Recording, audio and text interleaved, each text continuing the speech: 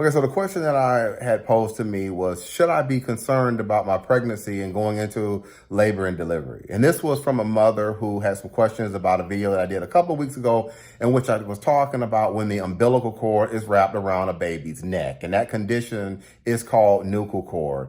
And so I want to step back and I want to give you 3 tips for mothers and for families that are, going through pregnancy, looking into labor and delivery. And this is just some quick tips just based on my experiences talking to families and mothers as a birth trauma or birth injury attorney.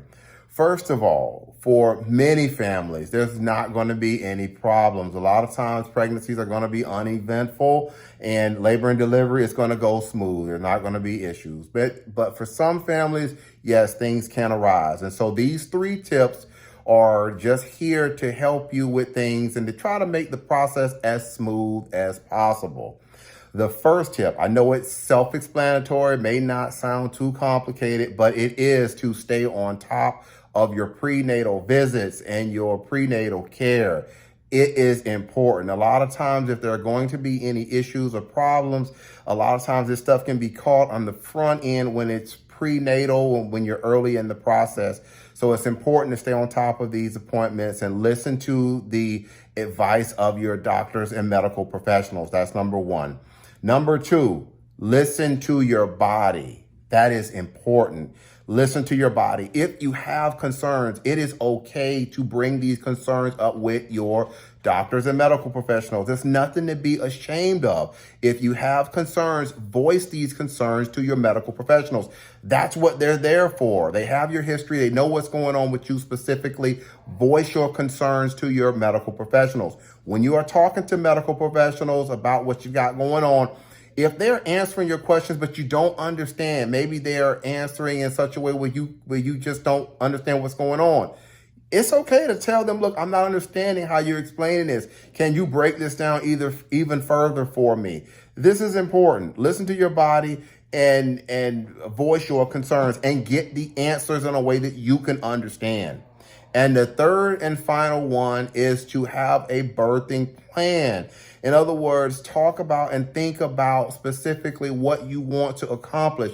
Any type of issues that you think may arise, be sure to voice these concerns when you're going in for labor and delivery. Another thing also in regards to this birthing plan aspect of things is if you can have someone with you, this is a significant other, a spouse, a family member, a friend, if you can have them at the hospital with you, if you're giving birth at a hospital or wherever you're giving birth, it's important to have someone there if you can. If you can have someone there, do that. In addition to that, be sure to share with them also some of your concerns and things that you want to get across, because in some instances, these individuals can also help advocate for you during this process.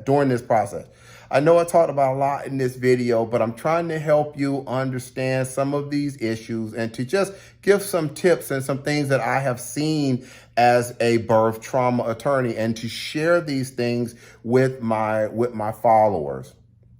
If you have more questions about this process, maybe you're watching this video today because your baby has suffered a traumatic brain injury and you have questions in regards to this process. Maybe you want a birth injury investigation done to help you try to figure out, okay, what happened? If things did go wrong, where did they go wrong? Was this something that was genetic or developmental, or was your baby's traumatic brain injury due to birth trauma or birth injury? If you have all that going on, there's a telephone number on the screen. I invite you to go ahead and pick up the phone and call me. I speak with families like yours all the time about these types of issues. It costs absolutely nothing initially to talk with us about your baby story. When you call my office, when you talk with my secretary, be sure to pick a date and a time. That is extremely important that you pick a date and a time so we know when to call you, when to reach back out to you with everything. One more thing before I get out of here. I practice law here in the state of Maryland. I know this video is on social media. It is on certain websites and it's on certain platforms, and I can't control who is going to reach out and who is going to contact me.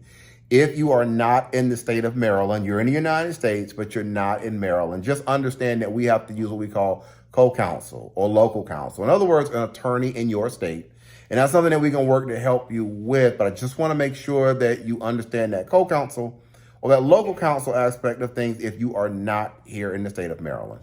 All right, that's going to be it for today's quick educational video. Again, I'm Marcus Boston, and I'm one of the childbirth injury and medical malpractice attorneys practicing law here in the state of Maryland at Boston Law Group, LLC.